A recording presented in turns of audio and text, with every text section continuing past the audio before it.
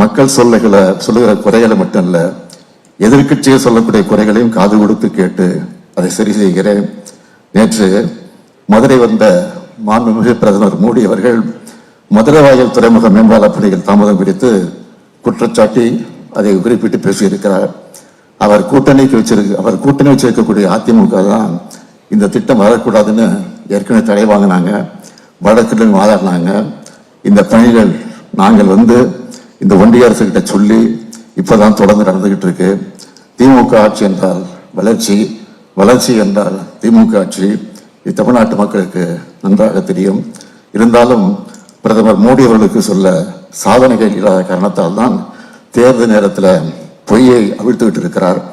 இதை விட பெரிய காமெடியும் நேற்று மேடையில் அவங்க பேசும்போது நடந்துச்சு. என்னன்னா, பழனிசாமி அவர்கள் அதிமுக ஆட்சி அமைக்கும்னு சொல்றார்.